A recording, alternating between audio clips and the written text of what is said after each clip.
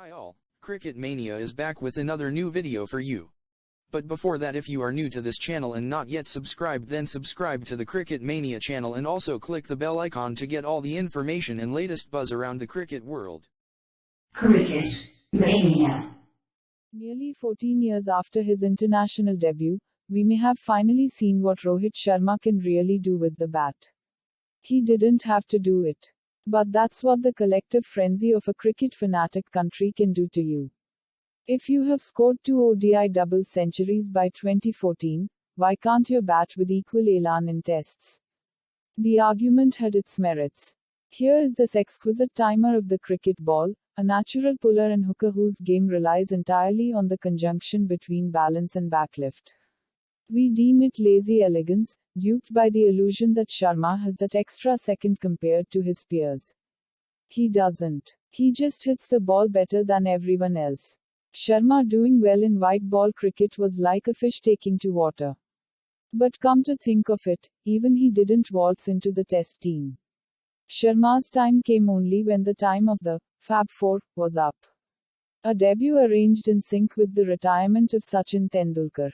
The baton was ready to be passed on.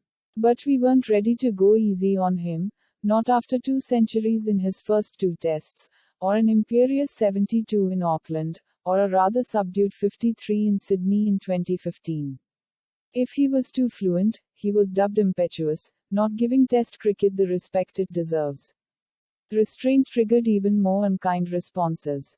And throughout those uncertain times, Sharma, who otherwise opens for India in one-day internationals and T20 internationals as well as Mumbai Indians in the IPL, was shunted across the batting order, sometimes batting at number 3 or 4 but mostly 3 down or at number 6. The permanence of a position was the least a batsman of Sharma's caliber deserved. He finally got that in 2019, against South Africa at home. But home is also where runs and form are taken most granted for. Sharma was breezing to centuries, daddy hundreds and double hundreds, almost belittling opposition bowlers. Was this supposed to be so easy? On to Australia then, where India were without Virat Kohli after the first test. Sharma was at his defensive best at both Sydney and Brisbane after India had tried Prithvi Shaw and Mayank Agrawal in the first 2 tests. Then came Southampton, in the most challenging conditions to bat, before Nottingham and Lords gave ample evidence of Sharma's range with the bat. A noticeable trend in all these tests has been the time Sharma spent at the crease: 27 overs and 30.2 overs in Sydney, 19.5 overs, 8.2 overs in Brisbane, 20.1 overs, 26.5 overs in Southampton, 37.3 overs in Nottingham and 43.4 overs at Lords. Between 2011 and 2020, India's opening stands lasted only 6.4 overs on an average in tests outside Asia. Sharma, the only constant at the top since 2021, was responsible to a great extent for changing that to 20.4 overs now. The real test though was supposed to be England, where the playing surfaces and overhead conditions often conspire against batsmen. Lords was most testing, but Sharma made it look ridiculously easy. Why? His front foot stride is a lot more restrained now. There is an intent to get behind the line and play as late as possible. His onside game hasn't diminished a bit, as evident from the way he kept glancing and clipping Sam Curran's incoming deliveries. Rewind to the 2019 World Cup, where he scored 5 centuries, or the 2 Champion Trophy meets before that in Sharma's ease in England. His best ODI average is 66.75 in England, better than even 61.32 at home. Shouldn't have come as a surprise.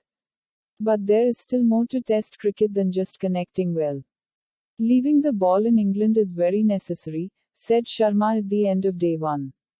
When you start the innings, the pitch isn't true. Because of the softness of the pitch and sometimes the grass cover, the ball doesn't quite come as expected. Balls outside the off stump, you need to understand what sort of height it's carrying.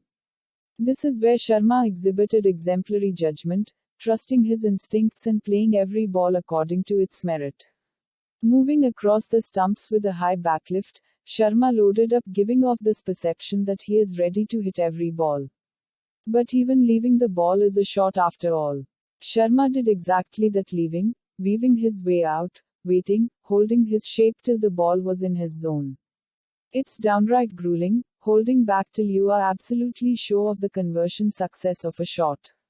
That's the challenge of Test cricket. You may have lots of shots in your books, but when the conditions are against you, you have to keep talking to yourself and cut down the unnecessary shots, especially with the new ball, said Sharma. That's the difference between Rohit Sharma of 2013 and now. It takes him 47 balls to score his first boundary, but the assurance Sharma inspires as Test opener will not be lost on India anytime soon. That's it guys for now. If you like this video then hit that like button. Also don't forget to share it with your buddies. And let us know your thoughts on this in the comment section. Tada!